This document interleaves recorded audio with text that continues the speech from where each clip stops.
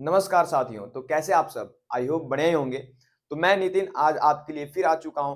Class 10th का जो chapter 9 है सम एप्लीकेशंस ऑफ ट्रिग्नोमेट्री, उसके बारे में हम आज पढ़ेंगे।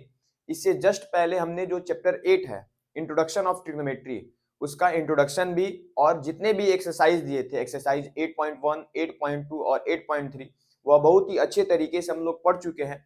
आज हम लोग पढ़ने वाले हैं चैप्टर 9, जिसका नाम है सम एप्लीकेशंस ऑफ ट्रिग्नोमेट्री।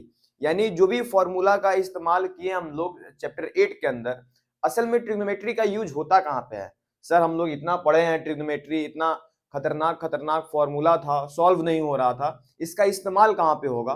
तो वह इस्तेमाल कहाँ पे होगा, यूजेस कहाँ पे होंगे ट्रिग्नोमेट्री के, वह हम लोग इस चैप्टर में पढ़ने वाले हैं, सम एप्लीकेशंस ऑफ ट्रिग्नोमेट्री। तो सबसे पहले मैं आपको बता दूं कि जो ट्रिग्नोमेट्री है इसका इस्तेमाल कहाँ पे किया जाता है। तो ट्रिग्नोमेट्री का इस्तेमाल किया जाता है किसी भी चीज का ऊंचाई पता करने के लिए, हर वो चीज जिसको हम आसानी से मेजर नहीं कर सकते हैं। जैसे मान लो बड़े बड़े माउंटेन्स है, अब उतना बड़ा इंच टेप लेकर तो जाएंगे नहीं। जैसे मान लो माउंट एवरेस्ट की ऊंचाई 8,848 मीटर है, क्या उतना बड़ा फीता होगा कि ये लो भैया और नापो? ऐसा तो होगा नहीं। तो जो बड़े हाइट होते हैं जिनको हम आसानी से मेजर नहीं कर पाते हैं, उनको हम लोग नापते हैं ट्रिग्नोमेट्री की सहायता से। और डिस्टेंस जो नापना होता है उसको भी हम लोग किसकी सहायता से नापते हैं? ट्रिग्नोमेट्री की सहायता से।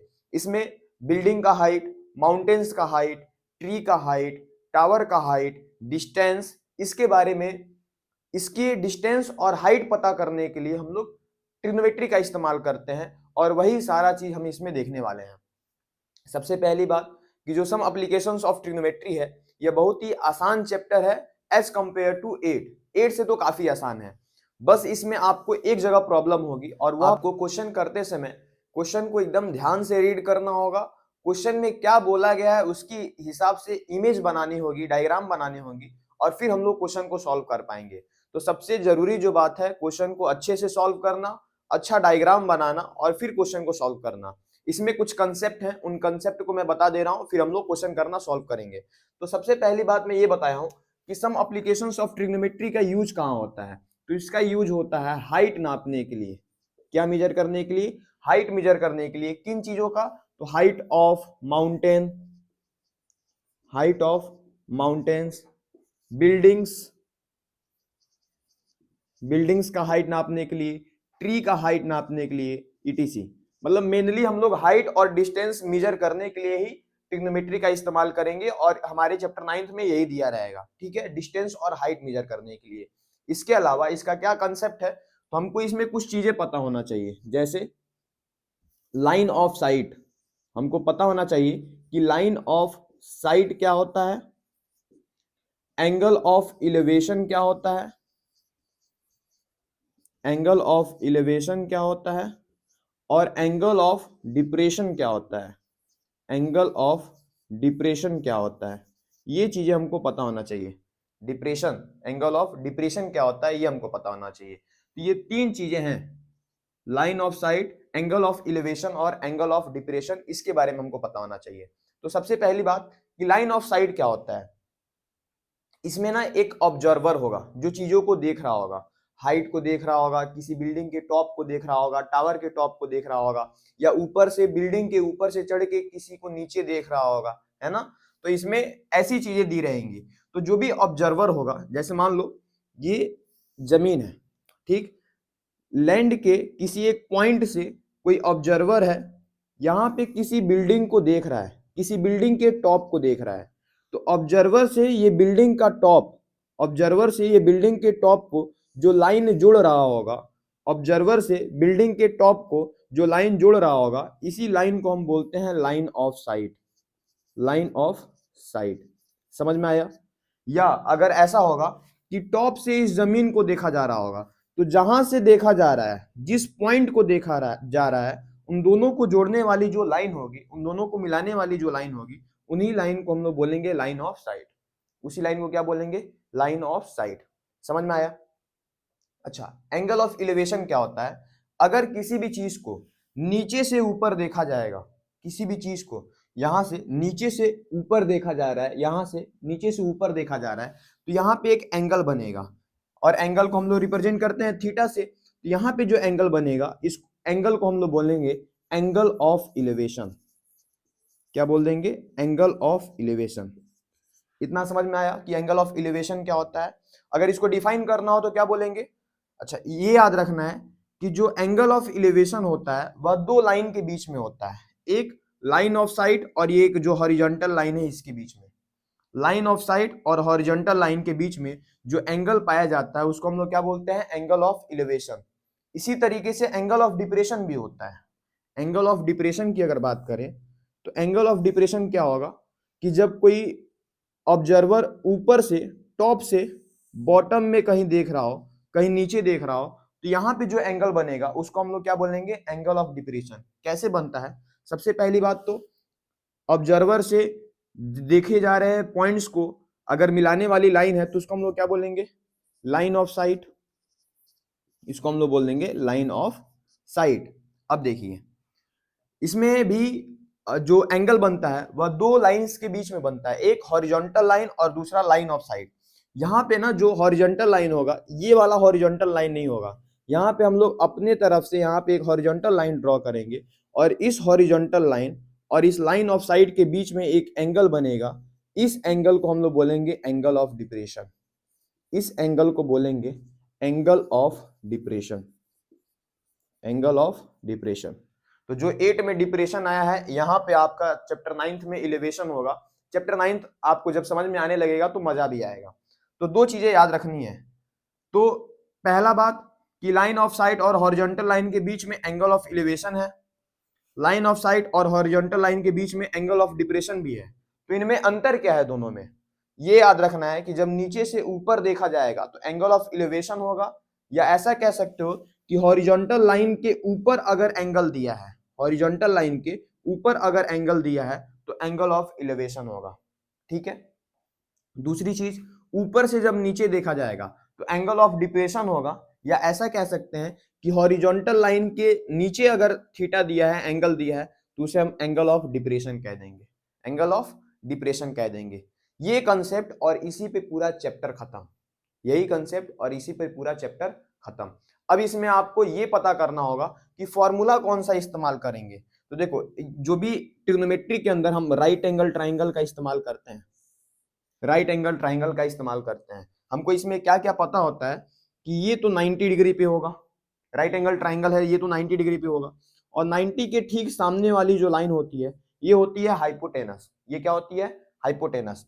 और अगर हमारा एंगल यहाँ पे दिया है, यहाँ पे मान लो थीटा दिया है, तो थीटा के ठीक सामने वाली जो लाइन होती है वो होती है परपेंडिकुलर, और ये हमारा होता है बेस। तो हाइपोटेनस, परपेंडिकुलर और बेस। क्वेश्चन में क्या हुआ रहेगा? या तो परपेंडिकुलर दिया रहेगा, या बेस दिया रहेगा, या हाइपोटेनस दिया रहेगा। तीनों में से कोई एक दिया रहेगा।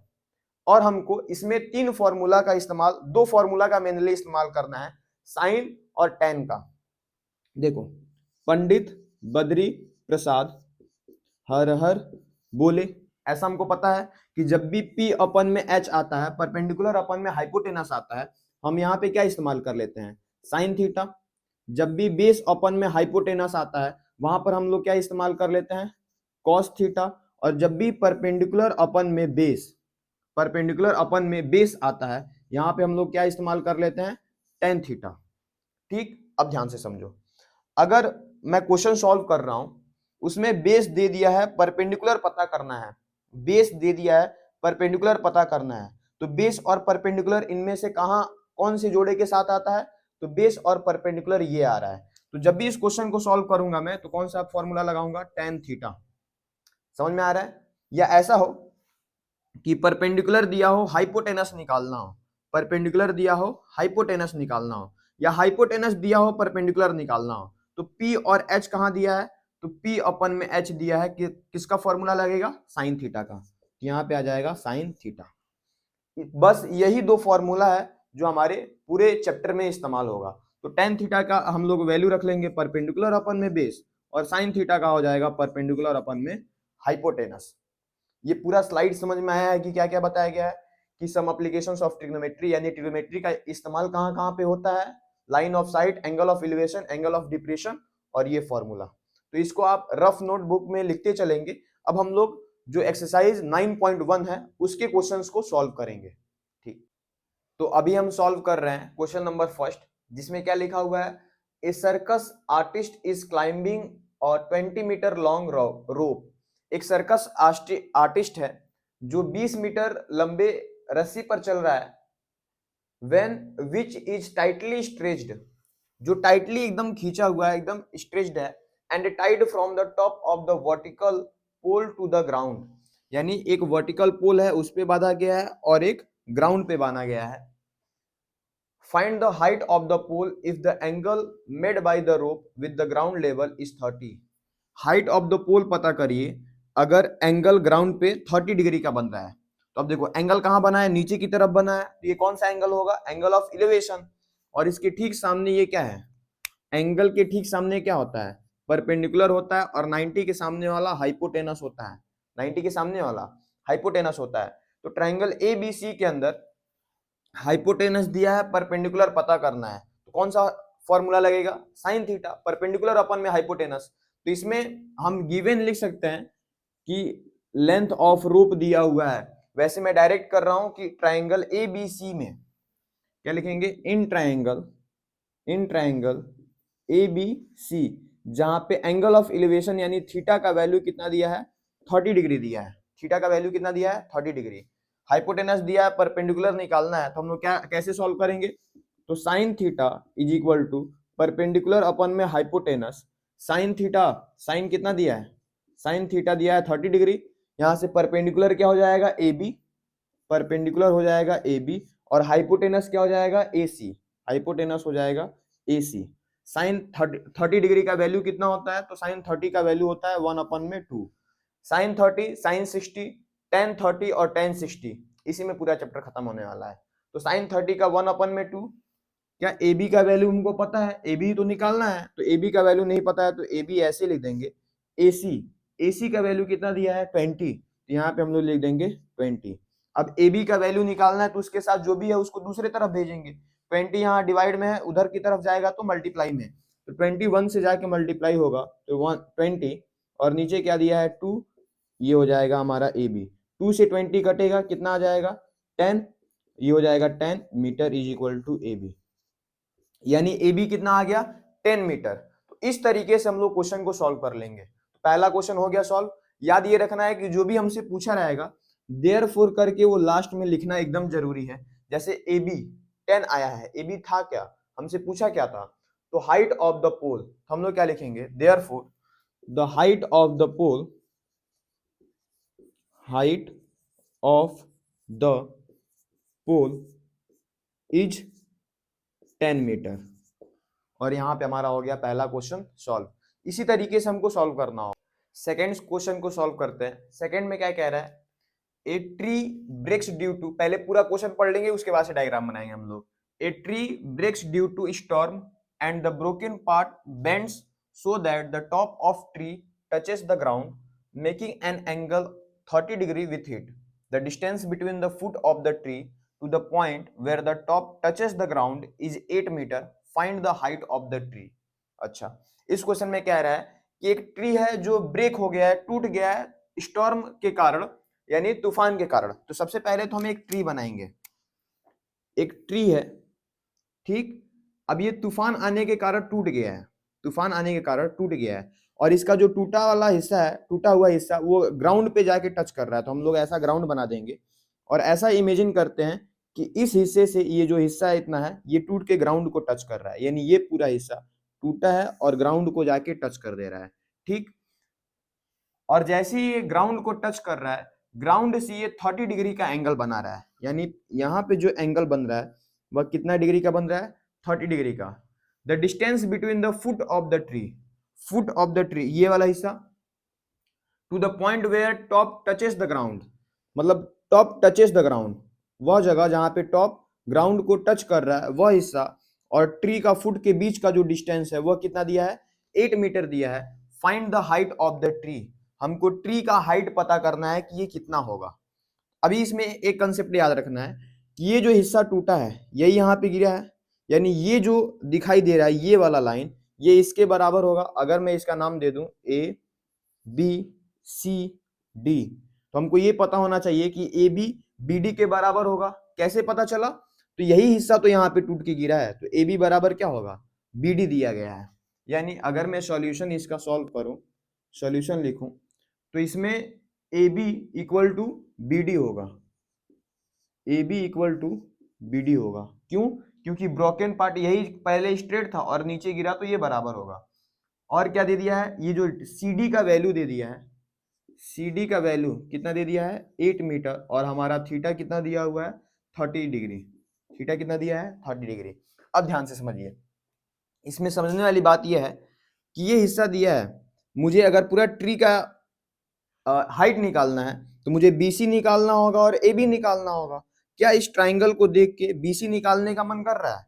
नीचे बेस दिया है, ये परपेंडिकुलर है, बेस परपेंडिकुलर, और परपेंडिकुलर अपन में बेस फॉर्मूला कौन सा होता है, tan थीटा। तो हम यहाँ पे क्या लगा देंगे, tan थीटा। ये 90 डिग्री, ये एंगल के सामने वाला ये परपेंडिकुलर, ये हो जाएगा हमारा बेस। तो बेस परपेंडिकुलर, अपन में बेस क्या लग जाएगा, tan थीटा। तो कौन से ट्राइंगल में, in triangle in triangle BCD, in triangle BCD। तो in triangle BCD tan 30 degree, tan 30 degree क्या होगा, परपेंडिकुलर अपन में बेस, तो परपेंडिकुलर क्या हो जाएगा BC, अपन में बेस क्या हो जाएगा CD, बेस हो जाएगा हमारा CD। ठीक, इतना वैल्यू हम लोग लिख दिए। tan 30 डिग्री का वैल्यू क्या होता है, तो tan 30 डिग्री होता है 1 अपन में √3, 1 अपन में √3। क्या हमको BC का वैल्यू पता है, तो BC का वैल्यू तो हमको निकालना है, पता नहीं है, तो हम ऐसे लिख देंगे BC अपन में CD का वैल्यू कितना दिया है 8 मीटर, यहाँ पे हम लोग लिख लेंगे 8 मीटर, 8 हमारा आ गया। अच्छा, अब BC का वैल्यू निकालना है तो 8 को दूसरी तरफ भेजना होगा, 8 यहाँ पे डिवाइड में है, दूसरी तरफ जाएगा तो मल्टीप्लाई में हो जाएगा, 8 जाके 1 से मल्टीप्लाई होगा, तो 8 1 जा 8 अपन में √3 इज इक्वल टू BC। याद ये रखना है कि जब भी नीचे रूट में नंबर आ जाए तो इसका हमको रेशनलाइजेशन कर देना है। रेशनलाइजेशन कैसे होता है, जो भी नंबर नीचे दिया है उसी नंबर से ऊपर और नीचे मल्टीप्लाई कर देना होता है। यानी 8 में भी √3 से मल्टीप्लाई कर देंगे, अपन में जो √3 दिया है इसमें भी हम लोग √3 से मल्टीप्लाई कर देंगे, ऊपर नीचे दोनों में, ऊपर नीचे दोनों में। तो हमारा BC का एग्जैक्ट वैल्यू आएगा, 8 का √3 में मल्टीप्लाई करेंगे तो हो जाएगा 8 √3 अपन में सेम रूट वाले नंबर का जब मल्टीप्लाई होता है तो वो रूट से बाहर हो जाता है, तो √3 सेम रूट का नंबर है तो यहाँ पे आ जाएगा 3 और ये हो जाएगा मीटर बराबर BC। यानी BC का वैल्यू कितना आ गया 8 √3 अपन में 3। क्या यही हाइट ऑफ द ट्री है? नहीं, अभी तो ये सिर्फ BC का वैल्यू आया है, ये सिर्फ BC का वैल्यू आया है 8 √3 अपन में 3, ये BC का वैल्यू आया है। अभी हमको AB का वैल्यू चाहिए, हमको AB का वैल्यू चाहिए, और AB का वैल्यू निकालने के लिए ये तो ट्राइंगल का हिस्सा है ही नहीं, तो AB बराबर BD है। अगर मैं BD निकाल देता हूं तो AB वही होगा, क्योंकि ये दोनों बराबर हम लोग पहले लिख दिए हैं। तो मैं क्या निकालूंगा, BD निकालूंगा। BD कैसे निकलेगा, हाइपोटेनस दिया है, बेस दिया है, परपेंडिकुलर दिया है। परपेंडिकुलर अपन में हाइपोटेनस क्या होता है साइन, या अगर मैं ऐसा लगा लूं कि बेस अपन में हाइपोटेनस, बेस अपन में हाइपोटेनस क्या होता है कॉस। तो मैं इसी ट्राइंगल में, इन ट्राइंगल BCD कौन सा फॉर्मूला लगा लूंगा, मैं लगा लूंगा cos 30 डिग्री। cos 30 क्या होता है, तो बेस अपन में हाइपोटेनस, cos 30 का वैल्यू क्या होता है √3 अपन में 2। वैल्यू तो कम से कम पता होना चाहिए, 8 चैप्टर सॉल्व करके आ रहे हैं, पता ही होगा। √3 अपन में 2, यहाँ पे बेस क्या दिया है CD, हाइपोटेनस क्या दिया है BD, हाइपोटेनस दिया है BD। इतना समझ में आया। अब देखो √3 अपन में 2 अपन में 2, CD का वैल्यू कितना दिया है 8, CD का वैल्यू 8 अपन में BD अगर AB के बराबर है, हमको तो AB निकालना है, तो मैं BD की जगह पे डायरेक्ट AB लिख ले रहा हूँ, BD की जगह पे मैं क्या लिख ले रहा हूँ AB। अगर मुझे AB का वैल्यू निकालना है, AB का वैल्यू, तो ये 2 यहाँ डिवाइड में है, इधर आएगा तो मल्टीप्लाई, AB यहाँ डिवाइड में उधर जाएगा तो मल्टीप्लाई, और √3 को नीचे भेज देंगे, 2 इधर जाएगा, AB देखिए इधर जा रहा है, AB √3 इज इक्वल टू 2 जाके 8 के साथ मल्टीप्लाई होगा, √3 यहाँ AB के साथ मल्टीप्लाई में है, दूसरी तरफ जाएगा तो डिवाइड में 8 2 जा 16 और ये हो जाएगा नीचे √3, नीचे क्या जाएगा √3। अभी मैं बताया हूं कि √3 जब भी नीचे नंबर आएगा रूट में तो हम लोग क्या करेंगे, रेशनलाइजेशन करेंगे। तो AB इज इक्वल टू 16 √3 दिया है, ऊपर भी √3 और नीचे भी √3 से मल्टीप्लाई कर देंगे। तो 16 का मल्टीप्लाई जब √3 में होगा तो क्या हो जाएगा, 16 √3 और 3 का √3 का मल्टीप्लाई √3 में होगा तो आंसर क्या आ जाएगा 3। तो ये जो हमारा वैल्यू होगा AB का, ये हमारा वैल्यू क्या होगा, AB का वैल्यू होगा 16 √3 अपन में 3। तो अब हमारा AB का वैल्यू आ गया, BC का वैल्यू आ गया, हमको क्या निकालना है, AC का value, height of the tree. तो AC इज इक्वल टू क्या होगा, AC अगर लाइन देखें तो AB प्लस BC से मिलकर बन रहा है, तो पूरा AC की जगह पे मैं लिख दूंगा AB प्लस में BC। AB कितना आया है, तो 16 √3 अपन में 3 प्लस BC कितना आया है, √8 √3 अपन में 3। अब देखो ये फ्रैक्शन जैसा दिखाई दे रहा है, दोनों के नीचे सेम है, तो एलसीएम कितना आ जाएगा 3। ऊपर क्या दिया है 16 √3 प्लस कर देंगे 8 √3। अब देखो यहाँ पे 16 √3 है, यहाँ पे 8 √3 है, दोनों को ऐड करेंगे तो कितना हो जाएगा 24 √3 अपन में 3। यहाँ पे 16 √3 है, यहाँ पे 8 √3 है, तो मतलब टोटल कितना √3 हुआ, तो 24 √3, दोनों को जोड़ देंगे तो 3 से 24 कटेगा, 3 8 जा 24, तो यह जाएगा 8 √3 मीटर। और ये जो हमारा AC का वैल्यू आया है, ये पूरा क्या है हमारा AC का वैल्यू है, और AC का वैल्यू क्या आ गया है 8 √3। Therefore the height of tree is 8 √3 meter. और इस तरीके से हमारा क्वेश्चन नंबर जो सेकंड है ये भी सॉल्व हो गया। ये इतना खूबसूरत क्वेश्चन है कि इसको कई बार बोर्ड एग्जाम में भी पूछा गया है, क्योंकि ये ब्रोकन पार्ट वाला है, तो ये हिस्सा हमेशा कई बार इसको देखा गया है बोर्ड एग्जाम के अंदर, तो इसको ध्यान से समझना है और देखना है। सबसे पहले अब हम लोग करेंगे क्वेश्चन नंबर थर्ड को सॉल्व, जबकि ये क्वेश्चन बहुत बड़ा था, 5 मिनट लग गया है लिखने में ही। क्वेश्चन नंबर थर्ड क्या कह रहा है, a contractor plans to install 2 slides. एक कंट्रैक्टर है जो 2 स्लाइड्स बनाना चाहती हैं, स्लाइड्स मतलब वो सरकने वाला जिसपे बच्चे खेलते हैं, सरकौना हम कह सकते हैं वैसे। A contractor plans to install 2 slides for the childrens to play in a park. तो पार्क में 2 स्लाइड बनाना चाहती हैं जो कि जिसमें बच्चे खेलें। For the childrens below the age of 5 years she prefers to have slide whose top is at 1.5 metre. मतलब childrens below the age of 5 year, ऐसे बच्चे जो 5 साल से कम उम्र के हैं उनके लिए वह चाहती हैं कि जो स्लाइड का हाइट हो उसका टॉप 1.5 मीटर पे हो। टॉप किस पे हो, 1.5 मीटर पे। And is inclined at an angle of 30 degree to the ground. और वो ग्राउंड पे जब टच कर रहा हो स्लाइड तो 30 डिग्री का एंगल बना रहा हो, ठीक। Whereas for the elder children, she want to have a steep slide at a height of 3 meter। जबकि वो एल्डर्स जो चिल्ड्रन है, जो थोड़ा 5 साल से ज्यादा उम्र के बच्चे हैं, जो बड़े बच्चे हैं, उनके लिए जो हाइट होगा स्लाइड का वो कितना होगा 3 मीटर का होगा, यानी इनसे 2 गुना ऊंचाई पे होगा। And inclined at an angle of 60 degree to the ground. और बड़े बच्चों के लिए जो ग्राउंड पे एंगल बनेगा वह 60 डिग्री का बनेगा। What should be the length of slide in each case.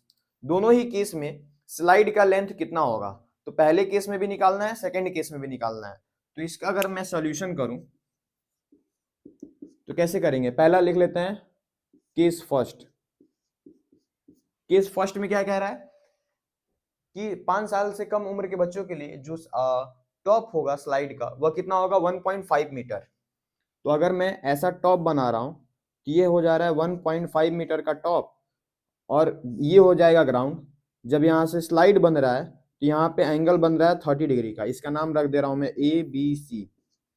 तो 1.5 मीटर का ये टॉप हो जाएगा, पोल हो जाएगा जिसपे स्लाइड लग रहा है, और वो एंगल कितना का बना रहा है 30 डिग्री। अगर मैं इस तरीके से सॉल्व करूं तो ये मुझे क्या निकालना है, AC निकालना है, लेंथ ऑफ द स्लाइड निकालना है। तो कैसे होगा, एंगल यहां दिया है तो ये हो जाएगा परपेंडिकुलर, ये हो जाएगा हाइपोटेनस। तो परपेंडिकुलर अपन में हाइपोटेनस क्या लगाएंगे हम लोग, साइन थीटा।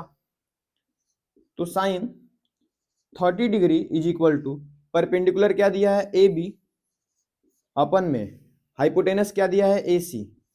तो परपेंडिकुलर अपन में हाइपोटेनस साइन 30 क्या होता है, 1/2 इज इक्वल टू AB का वैल्यू क्या दिया है 1.5 अपन में AC तो हमको निकालना है। AC यहाँ डिवाइड में उधर जाएगा तो मल्टीप्लाई हो जाएगा, यहाँ पे AC इज इक्वल टू 2 यहाँ डिवाइड में यहाँ जाएगा तो मल्टीप्लाई, और 2 इंटू में 1.5, और 1.5 को जब हम 2 से मल्टीप्लाई करेंगे तो आंसर कितना आएगा 3, और ये हो जाएगा AC is equal to 3 meter. AC कितना हो जाएगा 3 मीटर। तो हम यहाँ पे लिख देंगे therefore the age of for the childrens below the age of 5 years the length of the slide is 3 meter. तो यही वाला लाइन हम यहाँ पे लिख देंगे। ठीक, सेकेंड वाला किस सेकेंड में क्या कह रहा है, इस बार जो बड़े बच्चे हैं 5 साल से ज्यादा उम्र के बच्चे हैं उनके लिए जो पोल का हाइट है वो कितना दिया है 3 मीटर। पोल का हाइट कितना दे दिया है 3 मीटर, बड़ा बना लेते हैं। और यहाँ पे जो स्लाइड ग्राउंड पे एंगल बना रहा है वह 60 डिग्री का एंगल बना रहा है। कितने डिग्री का 60 डिग्री का। इसका भी हम लोग नाम दे रहे हैं PQR अगर नाम दे दे तो यहाँ पे परपेंडिकुलर दिया है, क्या निकालना है हाइपोटेनस। तो सेम फॉर्मूला लगाएंगे, क्या लिखेंगे साइन कितना डिग्री है 60 डिग्री। तो sine 60 degree is equal to perpendicular क्या हो जाएगा PQ अपन में हाइपोटेनस क्या हो जाएगा PR ज्यादा नहीं सुनना है PR। साइन 60 क्या होता है √3 अपन में 2 इज इक्वल टू PQ का वैल्यू कितना दे दिया है 3 अपन में PR का वैल्यू पता ही नहीं है, यही तो निकालना है PR। अब देखो PR अगर निकालना है तो PR उधर चला जाएगा तो हो जाएगा PR करड़ी में 3 इज इक्वल टू 2 चला जाएगा 3 के पास, और 2 3 जा कितना हो जाएगा 6, 2 3 जा 6। √3 यहाँ पे मल्टीप्लाई में है दूसरी तरफ जाएगा तो डिवाइड में, तो PR is equal to 6 upon में √3। अब नीचे √3 आ गया तो हम लोग क्या करेंगे rationalization. PR is equal to 6 upon में √3 दिया है, रेशनलाइजेशन करने के लिए ऊपर भी √3 और नीचे भी √3 से मल्टीप्लाई कर देंगे। Now Chandan sir style PR is equal to 6 का मल्टीप्लाई √3 में होगा तो 6 √3 अपन में √3 और √3 का आपस में मल्टीप्लाई होगा तो 3, और ये 3 से 6 कट जाएगा, 3 2 जा 6। PR का वैल्यू आ जाएगा 2 √3 मीटर। ये आ गया हमारा बड़े बच्चों के लिए स्लाइड का लेंथ, ये आ गया छोटे बच्चों के लिए स्लाइड का लेंथ। अब हम लोग सॉल्व करेंगे क्वेश्चन नंबर 4 को। क्वेश्चन नंबर 4 एक बहुत ही छोटा सा क्वेश्चन है, थर्ड वाला तो देखे ही कितना बड़ा था। फोर्थ क्वेश्चन में क्या कह रहा है, the angle of elevation of the top of the tower from A point on the ground. मतलब एंगल ऑफ एलिवेशन बोल दिया टॉप ऑफ द टावर, यानी एक टावर होगा जहां से ग्राउंड के किसी पॉइंट से इसके टॉप पर यहाँ पे कुछ एंगल ऑफ एलिवेशन बनेगा, ठीक, which is 30 meter away from the foot of the tower. यानी जो ग्राउंड पे पॉइंट है वह इस टावर से 30 मीटर अवे है, 30 मीटर की दूर है, और डिग्री कितना बन रहा है, कितना एंगल का 30 डिग्री का एंगल बन रहा है। एंगल कितना बन रहा है 30 डिग्री का। हमसे क्या पूछ रहा है, find the height of the tower, height of the tower पूछ रहा है। तो इसका नाम रख देते हैं ABC, यानी AB का वैल्यू निकालना है। तो इंपॉर्टेंट बात ये थी कि हमको क्वेश्चन पढ़कर ये डायग्राम बनाना आना चाहिए। तो फिर से पढ़ लेते हैं, the angle of elevation top of A tower from a point on the ground, यानी ग्राउंड के किसी पॉइंट से टॉप पर एंगल ऑफ इलिवेशन बन रहा है कितनी डिग्री का 30 डिग्री का, which is 30 meter away from the foot of the tower. यानी जो पॉइंट है ग्राउंड पे वह टावर के फुट से यानी सबसे बॉटम वाले हिस्से से 30 मीटर की दूरी पे है। Find the height of the tower, tower का हाइट यानी AB का वैल्यू हमको पता करना है। यानी AB का वैल्यू यहां से ये क्या हो जाएगा परपेंडिकुलर, और क्या दिया है बेस। तो परपेंडिकुलर अपन में बेस क्या होता है tan थीटा, परपेंडिकुलर अपन में बेस tan थीटा। तो जो भी वैल्यू दिया है सोल्यूशन अगर मैं करूंगा इसका, क्या हमको दे दिया है BC, तो मैं BC लिख दे रहा हूं, कितना दिया है 30 मीटर, और थीटा का वैल्यू हमको कितना दे दिया है 30 डिग्री, और हमको पता करना है AB पता करना है हाइट ऑफ द टावर। तो मैं इसमें क्या लगाऊंगा tan 30 degree, tan 30 degree is equal to perpendicular क्या दिया है ए बी अपन में बेस क्या दिया है बी सी, तो परपेंडिकुलर अपन में बेस हो गया। tan 30 का वैल्यू क्या होता है 1 अपन में √3 is equal to A B का वैल्यू, तो ए बी का वैल्यू तो हमको पता नहीं है तो ए बी ही लिख देंगे। बी सी का वैल्यू दिया है 30, तो बी सी की जगह पे लिख देंगे 30। अब देखना ए बी का वैल्यू निकालना है तो 30 यहाँ डिवाइड में है, दूसरी तरफ जाएगा तो मल्टीप्लाई में, और 30 चला जाएगा उधर, हो जाएगा 30 अपन में √3 इज इक्वल टू यहाँ क्या बचेगा ए बी, यहाँ क्या बचेगा ए बी। अब देखिए जब भी नीचे रूट में 3 आ जाए तो हम लोग को क्या करना है रेशनलाइज करना है, तो रेशनलाइज करने के लिए 30 अपन में जो √3 दिया है √3 से ही ऊपर नीचे क्या कर देंगे मल्टीप्लाई कर देंगे, तो √3 अपन में √3 मल्टीप्लाई कर देंगे, इसी को हम लोग बोलते हैं रेशनलाइजेशन। यहाँ पे लिख देंगे ए बी। 30 का मल्टीप्लाई √3 में होगा तो यहाँ क्या हो जाएगा 30 √3 अपन में √3 का मल्टीप्लाई √3 में होगा, तो जब सेम नंबर होता है तो बाहर निकल जाता है, तो ये सिर्फ हो जाएगा 3, √3 का मल्टीप्लाई 3 में होगा तो आ जाएगा 3, और 3 से ये 30 कट जाएगा कितना बार में 10 बार में, तो A B is equal to 10 √3 क्या बच रहा है 10 √3 मीटर, ये आ जाएगा हमारा ए बी का वैल्यू। तो हमारा ए बी कितना आ गया 10 √3 मीटर, और ए बी ही क्या है हमारा हाइट है टावर का, तो इसके बाद से लिख देंगे therefore the height of the tower is 10 √3 meter. और इसी के साथ हमारा क्वेश्चन नंबर 4 भी हो गया सॉल्व। तो अभी हमारे सामने है एक्सरसाइज 9.1 का क्वेश्चन नंबर 5। क्या कह रहा है क्वेश्चन नंबर 5 में, a kite is flying at a height of 60 meter above the ground, यानी अबव द ग्राउंड यानी ग्राउंड से 60 मीटर ऊंचाई पे एक पतंग उड़ रहा है। The string attached to the kite is temporarily tied to a point on the ground, यानी एक पतंग है, ये ग्राउंड है, ग्राउंड से 60 मीटर की ऊंचाई पर, यहाँ पे एक पतंग है 60 मीटर की ऊंचाई पर, और यहां से इसको ग्राउंड पे ऐसे बांधा गया है। ठीक, अब क्या कह रहा है, the inclination of the string with the ground is 60 degree, यानी ये जो झुकाव है इस स्ट्रिंग का, जो धागे का झुकाव है वह ग्राउंड पे जाके कितना एंगल बना रहा है 60 डिग्री का एंगल बना रहा है। Find the length of the string मतलब ये जो धागे का लेंथ कितना ये बताइए। Assuming there is no slack in the string, ये मान के चलना है कि जो स्ट्रिंग है इसमें कोई स्लैक नहीं है, मतलब एकदम सीधा है, इसमें मुड़ा उड़ा कहीं पे नहीं है। तो स्ट्रिंग का जो स्ट्रिंग है इसका लेंथ पता करना है। अगर मैं यहाँ पे लिखता हूँ ए बी सी, तो हमको परपेंडिकुलर दिया हुआ है, हाइपोटेनस निकालना है, एसी निकालना है, स्ट्रिंग का लेंथ पता करना है।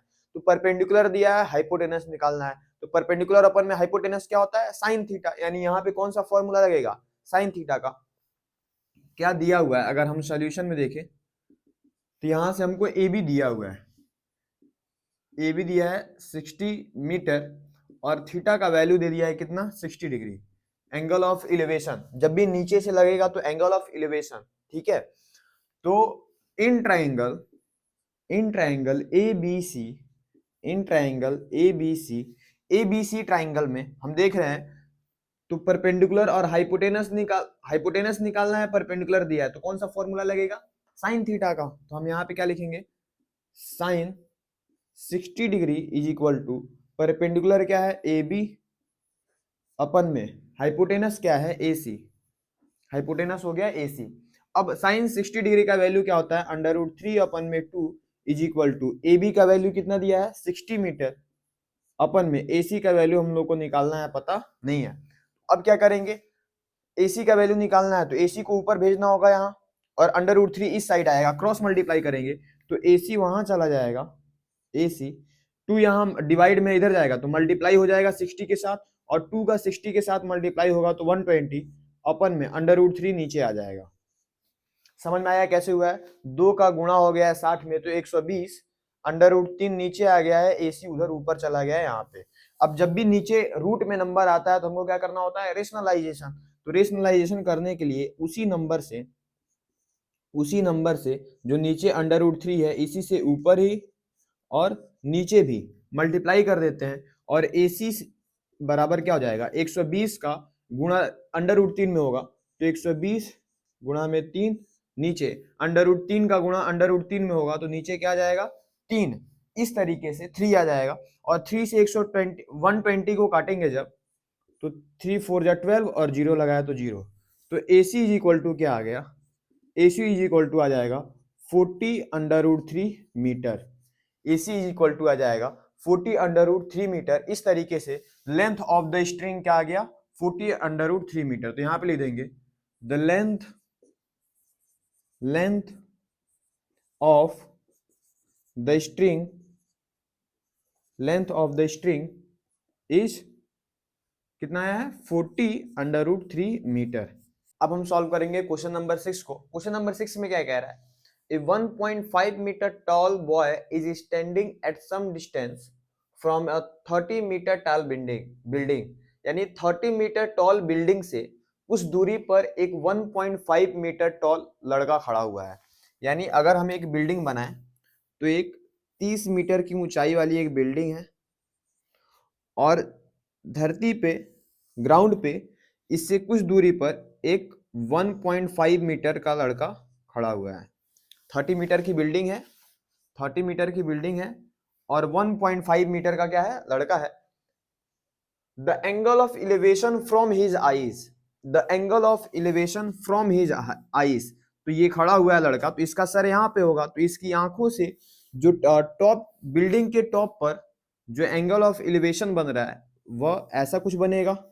ठीक, अब क्या कह रहा है, the angle of elevation from his eyes to the top of the building increases from 30 to 60 degree, 30 to 60 degree, यानी शुरुआत में 30 डिग्री है लेकिन बाद में कितना हो जाता है, 60 degree. As he walk toward the building, मतलब कि अगर सोचो यहां से ये बिल्डिंग को देख रहा है तो यहां से जो एंगल बन रहा है यहाँ पे वो 30 डिग्री है, लेकिन जैसे जैसे ये आगे जाएगा इसकी मुंडी उठती जाएगी क्योंकि टॉप को देखेगा तो एंगल क्या होते जाएगा, इंक्रीज होगा, और पहले 30 था अब कितना हो जाएगा, 60 हो जाएगा। तो हमको एंगल ऑफ एलिवेशन बनाने के लिए यहाँ पे एक हॉरिजॉन्टल लाइन खींचना होगा, तो यहाँ पे क्या होगा 30 डिग्री। अब जैसे ये कुछ दूरी पे जाता है, यहाँ से जब टॉप को देखता है तो यहाँ से एंगल इसका होता है 60 डिग्री, यहाँ से इसका एंगल हो जाता है 60 degree. Find the distance he walk toward the building, find the distance he walk toward the building, यानी ये कितना दूरी तक बिल्डिंग की ओर चला है वह दूरी ज्ञात करना है, फाइंड करना है। यहां से यहां तक की दूरी हमको पता करना है। ठीक है, अगर मैं इसमें नाम दे दूं A B C D E और F, तो हमको क्या निकालना है, EF निकालना है कि EF कितना होगा। समझ में आया? इसमें कुछ चीजें हमको समझना होगा कि ये जो ED है और ये जो BC है ये दोनों ही बराबर होगा। क्यों? क्योंकि ये जितना डिस्टेंस है वही डिस्टेंस ये भी है, तो मैं इसको लिख दे रहा हूं 1.5 मीटर। सोल्यूशन जब हम लोग लिखेंगे, तो इसमें हम लोग क्या लिख देंगे कि ED और BC ये दोनों क्या है, ED बराबर है BC के और ये दोनों कितना है 1.5 मीटर। बिल्डिंग की हाइट यानी A से C तक की हाइट कितना दिया हुआ है, AC कितना दिया हुआ है 30 मीटर, AC कितना दिया है 30 मीटर। हमको क्या फाइंड करना है, EF पता करना है कि E से F तक ये जो लड़का है ये कितना दूर तक चला है, ये हमको पता करना है। अब देखो E से F तक पता करने के लिए अगर यहाँ पे कुछ परपेंडिकुलर दिया होता तो परपेंडिकुलर अपन में बेस निकाल लेते, लेकिन यहाँ पे परपेंडिकुलर तो दिया नहीं है, वो यहाँ दिया है। तो अगर मैं ये वाला ट्राइंगल लगा रहा हूँ तो बेस में ये पूरा आएगा, परपेंडिकुलर ये रहेगा, लेकिन हमको सिर्फ EF चाहिए। अगर मुझे ये पूरा BE पता चल जाए और BE में से अगर मैं FB हटा दूं तो EF बचेगा पूरा लाइन में से, अगर मैं ये निकाल दूं तो EF बचेगा और EF ही हमको निकालना है। तो सबसे पहले हमको क्या करना होगा, पूरा बेस निकालना होगा, फिर ये निकालना होगा और ये इतना हिस्सा पूरा में से माइनस कर देंगे तो ये निकल जाएगा। और इसके लिए हमको क्या चाहिए, इन दोनों ट्राइंगल का परपेंडिकुलर दिया हुआ है, लेकिन ये पूरा दिया है 30 मीटर, हमको सिर्फ क्या चाहिए AB, और AB सिर्फ निकालने के लिए हम क्या करेंगे, BC इसमें से माइनस कर देंगे। तो AB निकालने के लिए हम निकालने के लिए क्या करेंगे, AC में से पूरा AC में से माइनस कर देंगे BC को। AC कितना दिया है 30 मीटर और BC कितना दिया है 1.5 मीटर। जब 30 में से 1.5 माइनस करेंगे तो कितना आ जाएगा 28.5 मीटर। यानी हमारा ये जो AB का वैल्यू है, हमारा ये जो AB का वैल्यू है ये कितना दिया है 28.5 मीटर। अब मैं दो जगह ट्राइंगल हमारा दिया है ABF और दूसरा है ABE। मैं एक एक ट्राइंगल में एक एक बार सॉल्व करता हूं। सबसे पहले हम लोग सॉल्व करेंगे इन ट्राइंगल ABF। मैं यहाँ पे क्या लिखूंगा, इन ट्राइंगल ABF परपेंडिकुलर दिया है, बेस निकालना है। तो परपेंडिकुलर अपन में बेस क्या होता है tan थीटा, और tan थीटा कितना दिया है 60 डिग्री। तो क्या लिखूंगा tan 60 degree is equal to AB upon में BF, AB अपन में BF इतना निकालना है। tan 60 का वैल्यू क्या होता है, तो tan 60 का वैल्यू होता है अंडर रूट में 3 इज इक्वल टू AB का वैल्यू कितना दिया है 28.5 अपन में BF का वैल्यू हमको निकालना है, नहीं पता है BF। तो BF निकालने के लिए इसको हम लोग उधर भेजना होगा, अंडर रूट 3 नीचे आएगा। तो BF is equal to 28.5 upon में under root 3, under root three नीचे दिया है तो हम लोग को क्या करना होगा रेशनलाइजेशन। तो BF is equal to 28.5 upon में अंडर रूट 3 जो दिया है, ऊपर भी अंडर रूट 3 से और नीचे भी अंडर रूट 3 से मल्टीप्लाई करेंगे। तो मैं इसको यहाँ लिख रहा हूँ। तो BF इज इक्वल टू कितना हो जाएगा 28.5 में अंडर रूट 3 का मल्टीप्लाई करेंगे तो 28.5 अंडर रूट 3 अपन में अंडर रूट 3 का मल्टीप्लाई होगा तो क्या आ जाएगा 3। ये आ गया हमारे BF का वैल्यू, BF का वैल्यू आ गया। अब क्या निकालना है, कुछ और नहीं सोचना है, BF बोलना है, खुल के बोलना है। BF का वैल्यू कितना आ गया 28.5 अंडर रूट 3 मीटर। अब हम कौन सा ट्राइंगल लगाएंगे ABE, ABE। तो इन ट्राइंगल ABE इसमें हम लोग को क्या दिया है परपेंडिकुलर अपन में बेस। तो परपेंडिकुलर कितना है tan, कौन सा लगेगा 30 degree, tan 30 degree is equal to AB upon में BE, अपन में BE। ठीक, इतना समझ में आ गया हमको। tan 30 का वैल्यू क्या होता है 1 अपन में under root 3 is equal to AB का वैल्यू कितना दिया है 28.5 अपन में BE का वैल्यू कितना दिया है नहीं पता है, BE का वैल्यू नहीं पता है। अब BE इधर डिवाइड में उधर जाएगा 1 के साथ मल्टीप्लाई होगा तो BE इज इक्वल टू 28.5 में अंडर रूट 3 मल्टीप्लाई होगा तो 28.5 अंडर रूट में 3 मीटर। ये आ गया हमारे BE का वैल्यू। ये किसका वैल्यू आ गया BE का। हमको क्या निकालना है EF। अब हम क्या करेंगे BE में से BF को माइनस कर देंगे, BE में से BF को माइनस कर देंगे तो क्या निकल जाएगा EF निकल जाएगा। EF निकालने के लिए हमको क्या करना होगा BE में से माइनस करना होगा BF is equal to BE दिया कितना है तो BE दिया है 28.5 अंडर रूट 3 माइनस में BF कितना दिया है तो BF दिया है 28.5 अंडर रूट 3 अपन में 3। ऐसा कुछ दिया हुआ है, कुछ भयंकर दिख रहा है लेकिन आसान है। देखो कैसे हम क्या करेंगे, इसके नीचे 1 लिख सकते हैं, इन दोनों का एलसीएम निकालेंगे कितना आएगा 3। मैं इसको यहां कर रहा हूं, what is this Chandan sir style. 1 और 3 का एलसीएम कितना आएगा, अगर मुझे EF निकालना है तो 1 और 3 का एलसीएम आएगा 3। अब यहाँ 3 लाने के लिए इसमें भी 3 से मल्टीप्लाई करना होगा तो ऊपर भी 3 से मल्टीप्लाई करेंगे, और 28.5 में अगर हम 3 से मल्टीप्लाई करेंगे तो 3 5 जा 15 का 5 कैरी 1, 3 8 जा 24 में 1 प्लस करेंगे 25 कैरी 1 कैरी 2, और 3 का मल्टीप्लाई 2 में होगा तो 3 2 जा 6 और 6 2 हो जाएगा 8। 85 पॉइंट कितना हो जाएगा 5, और अंडर रूट 3 तो रहेगा ही रहेगा। यहाँ पे 3 पहले से है, एलसीएम 3 आया है तो 3 लाने के लिए 1 से मल्टीप्लाई करेंगे तो ऊपर भी 1 से, तो 1 से मल्टीप्लाई करेंगे तो कितना आ जाएगा 28.5 अंडर रूट 3। अब हम लोग क्या करेंगे EF is equal to 85.5 under root 3 में से 28.5 हम लोग को माइनस करना होगा, तो 5 में से 5 जाएगा तो 0, क्या बचेगा 15 में से 8 जाएगा, 15 में से 8 जाएगा तो 7, यहाँ बचा 7, 7 में से 2 जाएगा तो यहाँ क्या बचेगा 5 √3 अपन में 3, यानी 88.5 में से 28.5 √3 जाएगा तो 57 अपन में 3 बचेगा। अब 3 से मैं इसको अगर डिवाइड करूं तो 3 1 जा 3, कितना बचेगा यहाँ पे 2, 27 होगा, 3 9 जा 27, तो EF इज इक्वल टू आ जाएगा 19 √3 मीटर। EF आ गया 19 √3 मीटर। और हमसे यही पूछा था कि कितना डिस्टेंस लड़का चला है जिस पॉइंट पे वो खड़ा था और बिल्डिंग की तरफ, तो हम लोग क्या लिख देंगे, द डिस्टेंस, देयरफॉर यही वाला line, the distance by walk is 19 √3 metre. बस इस तरीके क्वेश्चन नंबर 6 सॉल्व हो जाएगा। यानी सबसे पहले इस पूरे चैप्टर में इंपॉर्टेंट क्या है, डायग्राम बनाना, क्वेश्चन पढ़ के डायग्राम बनाना। क्वेश्चन क्या रहता है,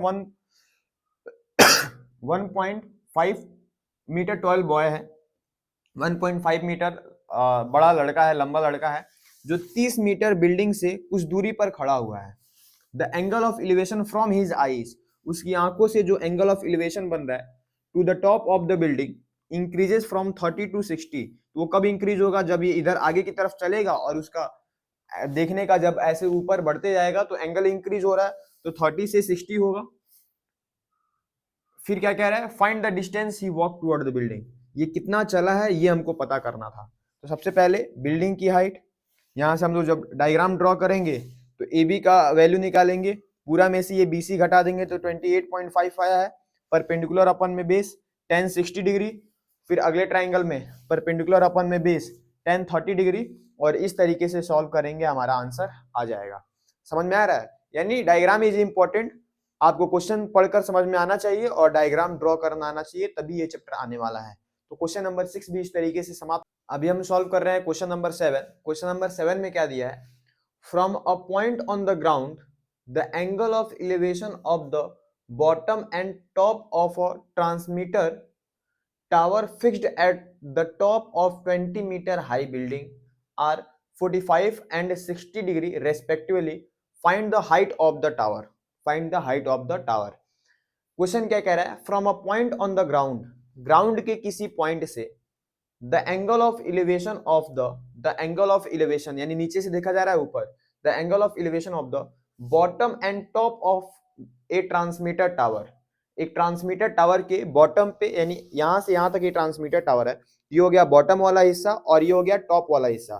तो बॉटम पे देखा जा रहा है, टॉप पे देखा जा रहा है, tower fixed at the top of a 20 metre high building, जो टावर है ना वो 20 मीटर हाई बिल्डिंग के ऊपर फिक्स किया गया है, आर 45 and 60 डिग्री रेस्पेक्टिवली। यानी एक बिल्डिंग होगा, एक बिल्डिंग होगा, ये बिल्डिंग का हाइट कितना दिया है 20 मीटर ऊंचा दिया है, और इसके ऊपर एक टावर फिक्स्ड है, इसके ऊपर टावर फिक्स्ड है। ग्राउंड के किसी पॉइंट से, ग्राउंड के किसी पॉइंट से इसके बॉटम को और इसके टॉप को देखा जा रहा है, इसके बॉटम को और इसके बॉटम को और इसके टॉप को ग्राउंड के किसी पॉइंट से देखा जा रहा है। तो एंगल ऑफ एलिवेशन 45 और 60 बन रहा है। तो पहले इसमें क्या बोला था, बॉटम, फिर बोला है टॉप, तो पहले 45 फिर क्या होगा 60, यहाँ पे लिखेगा 45 और यहाँ पे ये कितना होगा 60 डिग्री। सोच के भी देखते हैं हम लोग कि अगर हम नीचे देखेंगे तो कम एंगल बनेगा, ऊपर देखेंगे तो ज्यादा एंगल बनेगा, तो 45 और ऊपर क्या हो जाएगा 60 डिग्री। इस तरीके से हमारा एंगल बन गया। Find the height of the tower, ये जो टावर का हाइट है ये हमको पता करना है, यहां से लेकर यहां तक का हाइट कितना दिया हुआ है ये हमको पता करना है। इसके लिए सबसे पहले हम क्या कर लेते हैं, नाम लिख लेते हैं ABCD, ठीक है, ये हमको पता करना है। इसमें से AB पता, BC पता है, AB पता करना होगा। और जब मैं ये बड़ा वाला हिस्सा ले रहा हूं तो बड़े वाले के लिए ये बड़ा वाला ट्राइंगल बन रहा है जिसमें 60 डिग्री दिया हुआ है, यहां से यहां तक का एंगल कितना बना है 60 डिग्री बना है। तो ये पूरा हिस्सा पता करने के लिए हमको बेस पता होना चाहिए, पूरा हिस्सा पता होने के लिए बेस पता होना चाहिए। तो बेस कैसे निकलेगा, इस छोटे वाले ट्राइंगल की सहायता से, परपेंडिकुलर अपन में बेस। हम क्या करेंगे, इन ट्राइंगल BCD में 45 डिग्री लगाएंगे जिससे कि ये निकल जाएगा। और फिर हम लोग बड़ा वाला ट्राइंगल लेंगे ACD में, तो परपेंडिकुलर AC अपन में DC तो पता रहेगा, और AC में का BC पता है, ये हमारा निकल जाएगा। क्या क्या बोले हैं, समझ में नहीं आया है? लिखते हैं, समझ में आएगा। सॉल्यूशन कैसे करेंगे, सॉल्यूशन में अगर मैं लिखूंगा तो जो दिया गया है BC का वैल्यू हमको सिर्फ दिया हुआ है, BC का वैल्यू दिया है 20 मीटर। BC क्या है, हाइट ऑफ द बिल्डिंग, तो वो आप लिख सकते हो गिवन करके, height of the building is 20 metre.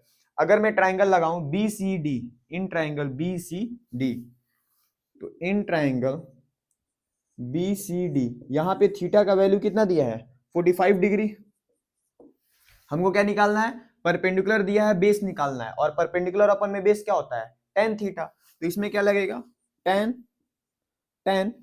45 degree is equal to perpendicular क्या दिया है BC, ओपन में बेस क्या दिया है CD, बेस क्या दिया है CD, तो परपेंडिकुलर ओपन में बेस हो गया। अब tan 45 का वैल्यू होता है 1, tan 45 का value 1 is equal to BC का वैल्यू, BC दिया है 20, ओपन में CD दिया है, CD का वैल्यू हमको निकालना है। तो CD यहाँ डिवाइड में दिया है, उधर जाएगा तो मल्टीप्लाई में, CD 1 के साथ मल्टीप्लाई होगा तो CD इज इक्वल टू आ जाएगा 20 मीटर। CD ये वहां गया, बचा क्या 20, और CD कितना आ जाएगा 20 मीटर, यानी ये जो वैल्यू है CD का वैल्यू ये आ गया 20 मीटर। CD का वैल्यू कितना आ गया 20 मीटर। अब हम बड़ा वाला ट्राइंगल में लगा सकते हैं, इन ट्राइंगल ACD, तो हम बड़े वाले ट्राइंगल में लगाएंगे, इन ट्राइंगल ACD, इसमें थीटा का वैल्यू कितना दिया है 60 डिग्री, तो थीटा 60 डिग्री दिया है, ठीक। अब परपेंडिकुलर अपन में बेस फाइंड करना है फिर से, तो कौन सा फॉर्मूला लगेगा, ट्रिग्नोमेट्रिक रेशियो tan थीटा, तो tan 60 degree is equal to 60 degree is equal to AC, पूरा क्या दिया है AC अपन में नीचे क्या दिया है CD, ये हो जाएगा CD। tan 60 का वैल्यू कितना होता है √3, तो tan 60 इज इक्वल टू √3। अच्छा, AC का वैल्यू हमको नहीं फाइंड करना है, AB अपन में AB और BC, पूरा AC तो हमको नहीं फाइंड करना है, हमको सिर्फ क्या फाइंड करना है AB। तो AB लाने के लिए मैं क्या कर दूंगा, AC को मैं लिख सकता हूं AB प्लस BC। ये पूरा लाइन कैसे बना है, AB और BC को जोड़ेंगे तो AC बन जाएगा, तो मैं पूरा AC के जगह पे लिख दूंगा AB प्लस BC। तो AC के जगह पे मैं क्या लिख दूंगा AB प्लस में BC, अपन में CD का वैल्यू कितना दिया है, CD का वैल्यू दिया है 20, तो यहाँ पे मैं क्या लिख दूंगा 20। समझ में आया। अब 20 यहाँ डिवाइड में दिया है, उधर जाएगा तो मल्टीप्लाई में, तो 20 √3 के साथ मल्टीप्लाई होगा, तो 20 √3 इज इक्वल टू AB का वैल्यू फाइंड करना है, AB का वैल्यू फाइंड करना है, दिया ही नहीं है, तो AB प्लस BC का वैल्यू अभी हम लोग निकाले हैं, BC का वैल्यू कितना दिया है 20, तो BC का वैल्यू दे दिया 20। अब देखो AB का वैल्यू निकालना है, तो जो उसके साथ है उसको दूसरे तरफ भेजना होगा, 20 इधर प्लस में, दूसरी तरफ जाएगा तो माइनस में, तो 20 √3 प्लस 20 दूसरी तरफ जाएगा तो -20 इज इक्वल टू AB, ये हमारा होगा आंसर। लेकिन इसमें देखो दोनों में 20 दिया है, तो 20 को मैं क्या कर सकता हूँ कॉमन ले सकता हूँ, और 20 जब कॉमन लूंगा 20 √, यहां से 20 कॉमन ले लिए तो क्या बचेगा √3 माइनस, यहां से पूरा 20 कॉमन ले लिए थे 1, तो 20 अंडर ब्रैकेट में √3 माइनस 1 मीटर, ये आएगा हमारा AB का वैल्यू। तो लिख देंगे therefore the height of the tower is 20 bracket में √3 माइनस 1 मीटर, ये होगा हमारा हाइट ऑफ द टावर। अभी मैं सॉल्व करूंगा क्वेश्चन नंबर 8। क्वेश्चन नंबर 8 में क्या दिया है, a statue is 1.6 metre tall, statue मतलब मूर्ति है, कितना लंबाई है उसका 1.6, stands on a top of a pedestal, एक पेडेस्टल है जिसके ऊपर मूर्ति रखा जाता है, उसको हम लोग पेडेस्टल बोलते हैं। तो एक पेडेस्टल है, उस पेडेस्टल के ऊपर 1.6 मीटर टॉल स्टैचू रखा गया है। तो इतना हम लोग डायग्राम बना लेते हैं, एक पेडेस्टल है ऐसा, और इसके ऊपर एक मूर्ति रखा गया है, मूर्ति का हाइट दिया है 1.6 मीटर। अब क्या कह रहा है, from A point on the ground, from A point on the ground, ground पे कोई एक पॉइंट है, ग्राउंड पे मान लो यहाँ पे एक कोई पॉइंट है, the angle of elevation of the top of the statue, the angle of elevation top of the statue, statue के टॉप से जो एंगल ऑफ एलिवेशन बन रहा है वह कितना बन रहा है, 60 डिग्री का। कितना बन रहा है, 60 डिग्री का। And from the same point, the angle of elevation of the top of the pedestal is 45। इसी पॉइंट से angle of elevation top of the pedestal, क्या बोला है, टॉप ऑफ द पेडेस्टल, यानी पेडेस्टल के टॉप पर भी एक एंगल बन रहा है, वह कितना बन रहा है, 45 डिग्री। कितना बन रहा है, 45 degree. Find the height of the pedestal, pedestal की हाइट पता करिए कितना होगा, पेडेस्टल का हाइट पता करिए कितना होगा, ये हमसे पूछा जा रहा है। इसके पहले क्वेश्चन में नीचे वाला हिस्सा दिया था, ऊपर का निकालना था, इस बार ऊपर वाला दिया है, नीचे का निकालना है। सेम तरीका अपनाएंगे। यहाँ पे क्या है, ए बी सी और इसको बोल देते हैं डी। ठीक है, हमको ये पूरा हिस्सा पता करने के लिए बेस पता होना चाहिए। अब ना ही यही पता है और ना यही पता है। पिछले वाले ट्रायंगल में हम लोग क्या किए थे, पिछले वाले क्वेश्चन में छोटा वाला ट्रायंगल पहले इस्तेमाल किए थे, तो यहाँ पर भी हम लोग पहले छोटा वाला ट्रायंगल ही इस्तेमाल करेंगे। सॉल्यूशन क्या दिया हुआ है,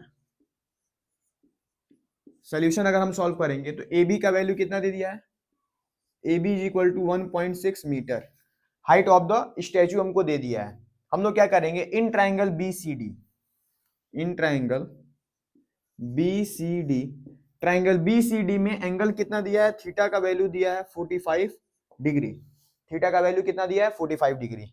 अब परपेंडिकुलर और बेस की बात हो रही है, तो परपेंडिकुलर अपन में बेस क्या होता है, tan थीटा। तो tan 45 degree is equal to perpendicular कितना दिया है, BC, अपन में बेस कितना दिया है, CD। यहाँ पे बेस कितना हो जाएगा, CD। समझ में आया। tan 45 का वैल्यू क्या होता है, tan 45 का वैल्यू होता है 1। यहाँ हो जाएगा 1 इज इक्वल टू BC का वैल्यू, BC का वैल्यू नहीं पता है अपन में, CD का वैल्यू भी नहीं पता है, तो BC अपन में CD हो जाएगा। CD यहाँ डिवाइड में 1 के साथ जाके मल्टीप्लाई होगा तो क्या हो जाएगा, CD is equal to BC। अरे गजब, इसे क्या हुआ, CD और BC दोनों बराबर हो गया। जितना CD है उतना ही क्या है, BC है।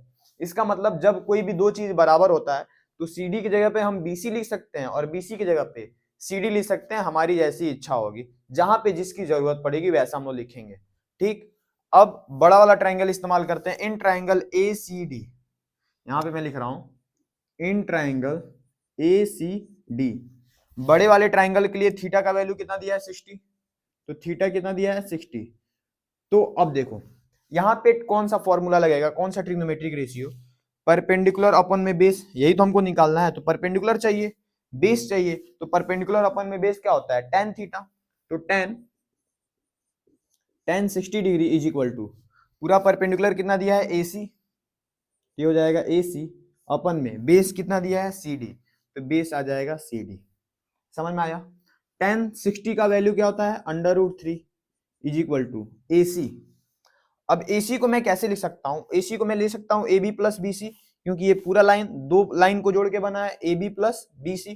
तो मैं AC की जगह पे लिख लूंगा AB प्लस में BC, AB प्लस में BC, नीचे क्या दिया है, CD, नीचे दिया है CD। समझ में आया। अच्छा, हमको BC का वैल्यू चाहिए तो CD को हम हटा सकते हैं। CD को कैसे हटा सकते हैं, CD की जगह पे लिख लेंगे BC, CD की जगह पे BC। अभी फिलहाल के लिए CD यहाँ डिवाइड में है, इधर जाएगा तो मल्टीप्लाई होगा, तो CD √3 हो जाएगा। फिर इधर क्या बचेगा, AB प्लस में BC। CD वहां गया, मल्टीप्लाई हुआ √3 के साथ, तो CD √3 AB प्लस में BC। अब CD की जगह पे मैं क्या लिख दूंगा, CD की जगह पे लिख दूंगा BC √3 is equal to AB का वैल्यू कितना है, AB का वैल्यू है हमारा 1.6, यहाँ पे क्या लिख देंगे 1.6 प्लस में ये क्या दिया है, BC आ गया हमारा। ठीक है, अब BC यहाँ प्लस में है, दूसरी तरफ जाएगा तो माइनस में, तो BC उधर जाएगा, BC √3 minus BC is equal to यहाँ क्या बचेगा 1.6 बचा। अब इन दोनों में BC कॉमन है, BC को मैं कॉमन ले सकता हूँ, BC अगर यहाँ से BC कॉमन लिया तो क्या बचेगा √3, यहाँ माइनस दिया माइनस, यहाँ BC कॉमन दिया, BC ले लेंगे तो क्या बचेगा 1 इज इक्वल टू 1.6। अब देखिए BC का वैल्यू निकालना है तो इसको दूसरे तरफ भेजना होगा, ये BC के साथ मल्टीप्लाई में है, दूसरे तरफ जाएगा तो डिवाइड में, तब क्या हो जाएगा, BC इज इक्वल टू 1.6 अपन में सॉरी √3 माइनस का 1, √3 माइनस का 1, और नीचे रूट में नंबर आ गया तो हम लोग को क्या करना होगा, रेशनलाइज करना होगा। तो हम यहाँ पे रेशनलाइज करेंगे, BC इज इक्वल टू 1.6, नीचे क्या दिया है, √3 माइनस में 1। रेशनलाइज करने के लिए जो नंबर नीचे दिया होता है इसी से ऊपर नीचे मल्टीप्लाई कर देते हैं, बीच में माइनस है तो क्या कर देंगे, प्लस। तो √3 प्लस 1 अपन में नीचे क्या दिया है, √3 प्लस 1। अब हमको पता है कि 1.6 से अगर इसमें मल्टीप्लाई करेंगे तो आंसर क्या आएगा, 1.6 से 3 में मल्टीप्लाई करेंगे तो 1.6 √3 प्लस 1.6, इसको ऐसे ही रहने देते हैं, बाद में फिर कॉमन लेना होगा। मैं क्या कर देता हूं, 1.6 मल्टीप्लाई हो रहा है तो इसको ब्रैकेट में लिख ले रहा हूं, √3 प्लस में 1।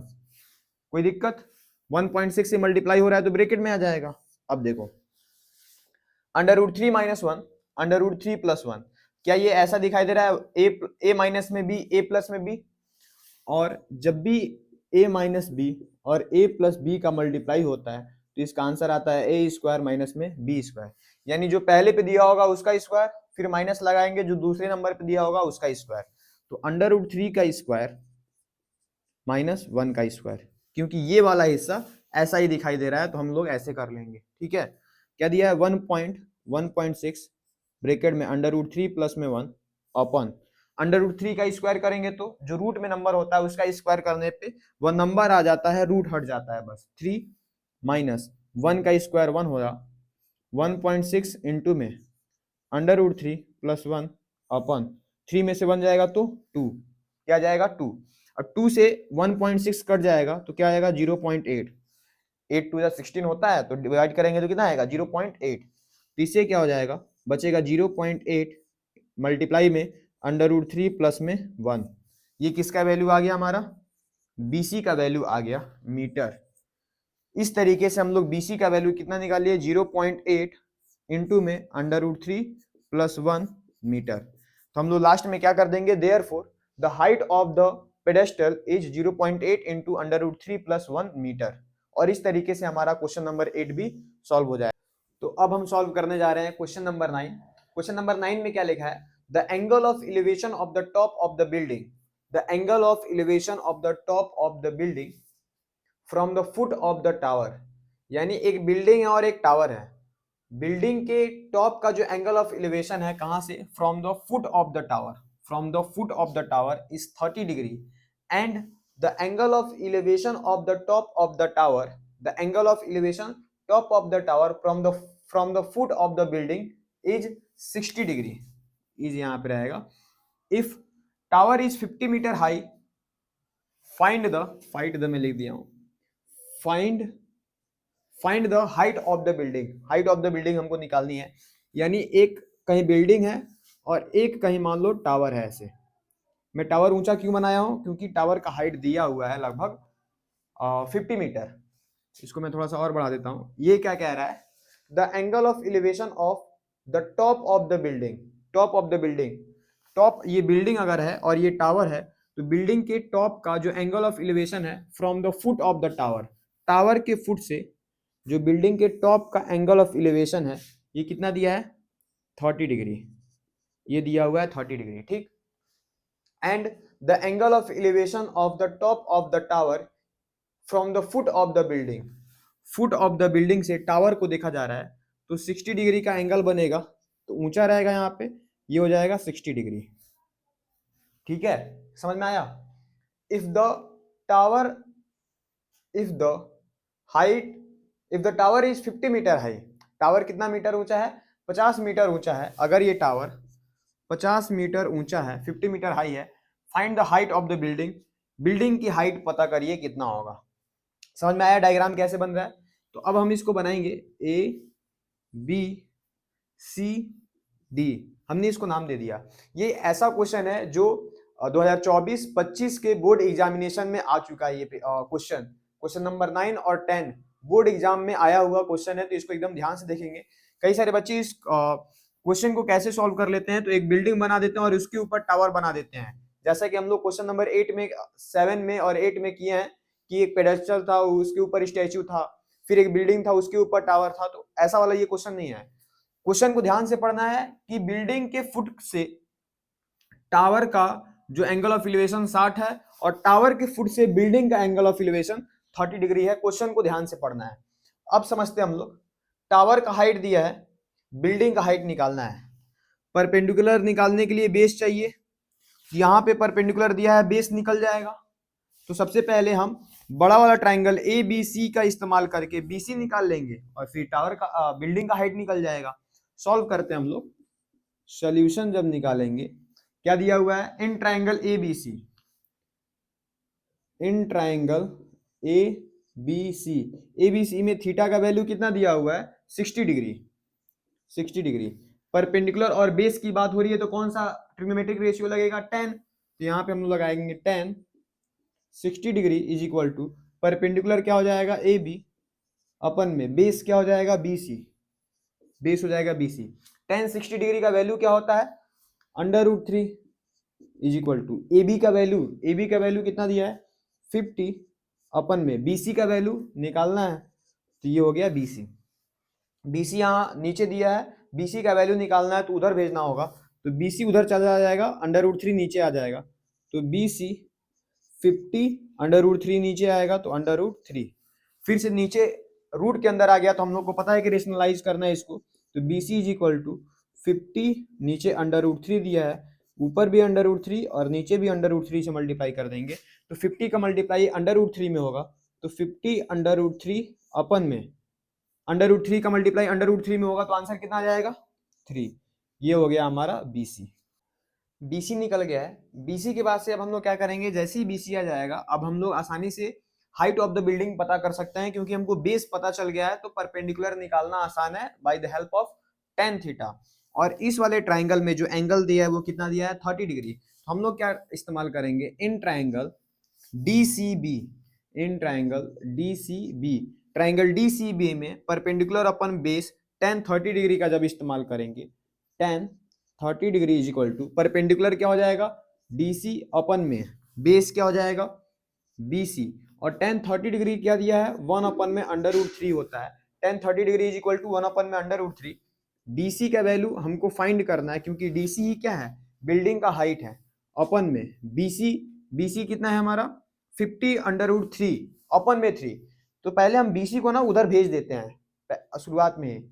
BC को हम लोग ऊपर भेज देंगे। अगर BC पहले मैं यहाँ लिख दे रहा हूँ, अगले स्टेप में BC वहां चला जाएगा, 1 के साथ मल्टीप्लाई होगा, क्रॉस मल्टीप्लाई, तो और नीचे क्या रह जाएगा, √3, और इधर क्या बचेगा, DC, क्योंकि DC निकालना है तो इसको अलग करना था। BC का वैल्यू कितना दिया है, 50 √3 अपन में 3 दिया हुआ है, और इसके नीचे इस BC, ये पूरा BC का वैल्यू हो गया, और BC के नीचे क्या दिया था, √3, ये इतना दिया हुआ है। क्या मैं √3 के नीचे 1 लगा सकता हूं, तो मैं 1 यहाँ पे लिख सकता हूं, इज इक्वल टू यहाँ पे क्या दिया है, DC। ये हो गया हमारा DC का वैल्यू। अब देखो, जो सबसे नीचे वाला नंबर होता है वो सबसे ऊपर वाले नंबर के साथ जाके मल्टीप्लाई होता है, और ये बीच वाला नंबर बीच वाले नंबर के साथ जाके मल्टीप्लाई होता है। तो अगर मैं इसको यहाँ पे सॉल्व करूँ, DC इज इक्वल टू 1 जाके 50 √3 के साथ मल्टीप्लाई होगा, तो 50 √3 अपन में ये √3 3 के साथ जाके मल्टीप्लाई होगा, तो 3 3 और 3 कट जाएगा, बचेगा क्या, 50 अपन में 3 इज इक्वल टू DC। यानी DC बराबर क्या आएगा, 50 अपन में 3।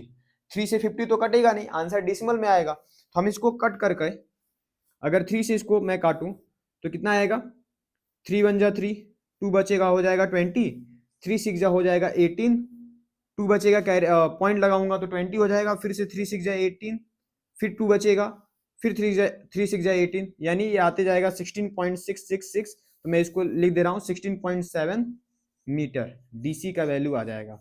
तो इसके बाद हम लोग क्या लिख देंगे, therefore the height of the building is equal to 16.67 metre. तो अभी हम सॉल्व करेंगे क्वेश्चन नंबर 10 को। इस वीडियो का क्वेश्चन नंबर 10 लास्ट क्वेश्चन होगा। इसके बाद से बच रहा है 11 12 13 14 और 15, वो हम लोग एक्सरसाइज 9.1 का जो पार्ट 2 होगा उसमें हम लोग करेंगे, क्योंकि ये वीडियो थोड़ा सा लंबा हो गया है। अब हम लोग क्वेश्चन नंबर 10 को सॉल्व कर लेते हैं।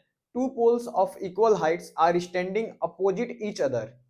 दो इक्वल हाइट के पोल्स हैं एक दूसरे के अपोजिट खड़े हैं either side of the road, यानी एक रोड है और उसके अपोजिट साइड में खड़े हैं, विच इज 80 मीटर वाइड। अच्छा, road which is 80 metre wide, तो एक 80 मीटर वाइड रोड है, 80 मीटर का चौड़ा रोड है, और यहाँ पे दो बराबर पोल खड़े हैं, इसका नाम मैं रख दे रहा हूं ए बी, इसका नाम हो जा रहा है सी डी। अब क्या कह रहा है, द एंगल्स ऑफ एलिवेशन, यानी एंगल्स ऑफ एलिवेशन जो है of the top of the pole are 60 and 30 respectively. Sorry, मैं पूरा क्वेश्चन पढ़ा नहीं हूं। From a point between them on the road, from a point between them on the road, यानी poles के बीच में कहीं पॉइंट है, वहां से the angle of elevation of the top of the pole are 60 and 30 respectively, यानी इस रोड के बीच में कहीं पर पॉइंट है और वहां से दो एंगल बन रहे हैं 60 और 30। तो 60 कब बनेगा, जब हम पोल के करीब होंगे तो ज्यादा ऊपर ऐसे चेहरा करके देखेंगे, तो यहाँ पे जो एंगल बनेगा वो होगा 60, क्योंकि ये वाला पॉइंट इसके नजदीक है, और यहाँ पे जो एंगल बनेगा ये कितना बनेगा, 30 डिग्री। इस तरीके से एंगल बन गया। हमसे क्या पूछ रहा है, find the height of the poles, दोनों पोल का height, and the distance of the point from the poles, pole से इस पॉइंट का डिस्टेंस कितना है वह पता करना है, इस पोल से पॉइंट का डिस्टेंस कितना है ये पता करना है। तो मैं अगर इस पॉइंट को ई नाम दे दूं तो हमको ए बी और सी डी पोल का हाइट भी पता करना है, बीई और सीई भी पता करना है, सॉल्व करना है। तो हम लोग शुरू करते हैं, आप कैसे सॉल्व करेंगे। तो जब मैं सॉल्यूशन करूंगा, सॉल्यूशन में हमको, अच्छा यहाँ पे मैं 60 नहीं लिखा हूं, 60 डिग्री, हमको पोल का हाइट पता करने के लिए अगर इसका पता करना है तो परपेंडिकुलर अपन में बेस, लेकिन बीई नहीं दिया है, पूरा बीसी दिया है। इसी तरीके से अगर मैं इधर सॉल्व करूं, परपेंडिकुलर अपन में बेस, तो सीई नहीं दिया है, ये पूरा बीसी का वैल्यू है 80 मीटर, तो सीई की जगह पे हम नहीं इस्तेमाल कर सकते हैं। तो हम लोग सॉल्व करते हैं, देखते हैं कितना हम लोग सॉल्व कर पाते हैं। तो ए बी ई में in triangle A B E theta का वैल्यू कितना दिया है, 60 डिग्री। ए बी ई में थीटा का वैल्यू 60, परपेंडिकुलर अपन में बेस क्या होगा 10, तो 10 60 degree, 10 60 degree is equal to, perpendicular दिया है ए बी, अपन में बेस कितना दिया है बीई, बेस आ गया बीई। 10 60 का वैल्यू क्या होता है, अंडर रूट में 3 is equal to, A B का वैल्यू भी हमको नहीं पता है और बीई का भी वैल्यू नहीं पता है। फिलहाल के लिए इसको ऐसे ही रहने देते हैं। अभी हम लोग जब दूसरे ट्राइंगल में लगाएंगे ना तो इसकी जरूरत पड़ेगी, और वहां से ए बी या बीई का वैल्यू का जरूरत पड़ेगा, उस हिसाब से अगर ए बी का जरूरत पड़ेगा तो बीई को उधर भेज देंगे, अगर बीई का जरूरत पड़ेगा तो अंडर रूट 3 को नीचे भेज देंगे, आंसर आ जाएगा। अब मैं कौन सा ट्राइंगल लूंगा, इन ट्राइंगल डीसीई, तो in triangle DCE, triangle DCE में परपेंडिकुलर अपन में बेस, तो क्या लगेगा 10 30 डिग्री, तो 10 30 degree is equal to, perpendicular है डीसी, अपन में बेस क्या दिया है सीई, तो यहाँ पे हो जाएगा सीई। 10 30 क्या होता है 1 अपन में under root 3 is equal to, DC का वैल्यू नहीं पता है, सीई का वैल्यू, सीई का भी वैल्यू नहीं पता है, लेकिन मैं क्या सीई को ऐसे लिख सकता हूँ क्या, बीसी में से पूरा में से अगर मैं ये काट दूं, अगर ये माइनस कर दूं तो सीई बचेगा, तो मैं बीसी माइनस बीई इसको लिख सकता हूं। सीई को बीसी में से अगर बीई घटाया जाएगा तो सीई आएगा, तो मैं लिख दे रहा हूं बीसी माइनस में बीई, मैं लिख दे रहा हूं बीसी माइनस में बीई। ठीक, अब देखो बीसी माइनस बीई इधर डिवाइड है, दूसरी तरफ जाएगा तो मल्टीप्लाई हो जाएगा, बीसी माइनस में BE is equal to under root 3, यहाँ पे डिवाइड में है दूसरी तरफ जाएगा तो मल्टीप्लाई, तो डीसी अंडर रूट 3। समझ में आया इतना। अब देखिए क्या बीसी का वैल्यू हमको पता है, तो बीसी टोटल कितना दिया है 80 मीटर, तो यहाँ पे क्या लिख लेंगे 80 मीटर, या सिर्फ 80 अभी लिख लेते हैं। अब देखो बीई यहाँ पे आ गया ना, तो बीई का वैल्यू हम निकाल सकते हैं यहाँ से, तो बीई उधर जाएगा तो अंडर रूट 3 नीचे आएगा, बीई उधर जाएगा तो अंडर रूट 3 नीचे आएगा। मैं यहाँ पे निकाल दे रहा हूँ B E is equal to A B अपन में अंडर रूट 3, तो बीई की जगह पे मैं क्या लिख ले रहा हूँ ए बी अपन में under root 3 is equal to DC, DC का वैल्यू कितना दिया है, तो डीसी का वैल्यू दिया नहीं है। अच्छा, हमको अगर एक वेरिएबल आ गया तो हम सॉल्व कर सकते हैं, यहाँ पे ए बी आया है, क्या मैं डीसी की जगह पे ए बी लिख सकता हूँ, तो डीसी ए बी के बराबर, क्योंकि पोल का साइज इक्वल दिया है, तो डीसी की जगह पे मैं क्या लिख लूंगा ए बी, √3। इधर ब्रैकेट में लिखना पड़ेगा हमको, क्योंकि BC और बराबर AB दिया हुआ है, गिवन है। अब इसको अगर मैं सॉल्व करूं तो √3, यहाँ पे फ्रैक्शन अब हमको सॉल्व करना होगा, या ऐसा कर लेते हैं कि माइनस में AB √3 इधर दिया है, दूसरी तरफ जाएगा तो प्लस, यहाँ क्या बचेगा 80 is equal to AB √3 minus दूसरी तरफ जाएगा तो प्लस AB √3। अब देखो फ्रैक्शन जैसा ये दिखाई दे रहा है, मैं अपन में 1 लिख सकता हूँ, एलसीएम निकालूंगा 1 और √3 का तो √3 आएगा। अब यहाँ पे √3 लाने के लिए √3 से मल्टीप्लाई करेंगे और ऊपर भी √3 से मल्टीप्लाई करना पड़ेगा, फिर तो √3 से √3 में मल्टीप्लाई होगा तो 3 और बचेगा AB, तो हो जाएगा 3AB प्लस में ये दिया है AB, इधर क्या बचेगा 80। अब देखो √3 इधर डिवाइड में है, उधर जाएगा तो मल्टीप्लाई हो जाएगा 80 √3 is equal to 3AB plus AB, 3AB plus में AB। मैं इसको यहां सॉल्व कर रहा हूं। 80 √3 3AB प्लस AB, कितना AB हो जाएगा 4AB, तो 80 √3 इज इक्वल टू ये हो जाएगा 4AB, 4 यहाँ मल्टीप्लाई में है, दूसरी तरफ जाएगा तो डिवाइड, तो 80 √3 अपन में ये 4 चला जाएगा इज इक्वल टू हो जाएगा AB। 4 से 80 डिवाइड होगा तो कितना आएगा 4 2 जा 8, ये 0, 20 √3 ये हो जाएगा metre is equal to AB। तो पोल का हाइट कितना आ गया साथियों 20 √3 मीटर। तो अगर AB 20 √3 है तो CD भी कितना होगा 20 √3 मीटर, क्योंकि AB और CD दोनों क्या है बराबर है, तो दोनों का वैल्यू कितना आ जाएगा, the height of the poles is 20 √3 metre, ये हो जाएगा। अब क्या पूछ रहा है distance of the point from the poles, यानी BE और CE का वैल्यू बताइए। तो अगर मैं BE निकालूं तो BE अभी हम लोग थोड़ी देर पहले लिखे हैं AB अपन में √3, AB √3 और AB का वैल्यू कितना दिया है 20 √3 और नीचे यहाँ पे है √3 से √3 कटेगा 20 मीटर, तो BE का वैल्यू कितना आ जाएगा 20 मीटर, BE का वैल्यू आ गया 20 मीटर। CE निकालना है तो मैं BC में से अगर BE माइनस कर दूंगा तो ये निकल जाएगा, तो CE निकालने के लिए मैं क्या करूंगा BC, इसके बाद BC माइनस में BE, टोटल BC कितना दिया है 80 मीटर माइनस BE कितना आया है, BE आया है 20, तो 80 में से 20 चला जाएगा तो हो जाएगा 60 मीटर, तो CE का वैल्यू कितना आ जाएगा 60 मीटर। तो इस तरीके से हमारा क्वेश्चन नंबर 10 भी सॉल्व हो गया। अब हम लोग को 11 से लेकर 15 तक क्वेश्चन को सॉल्व करना है, वो जो क्वेश्चन होगा वो क्वेश्चन हम लोग नेक्स्ट पार्ट में नेक्स्ट पार्ट जो हमारा आएगा उसमें सॉल्व करेंगे। अगर आप यहाँ तक वीडियो को देखे हैं, पूरा समझ में आया है, तो अपने दोस्तों के पास शेयर करें और कमेंट जरूर करें अगर आपको अच्छा लगा है तो। मिलते हैं नेक्स्ट पार्ट में।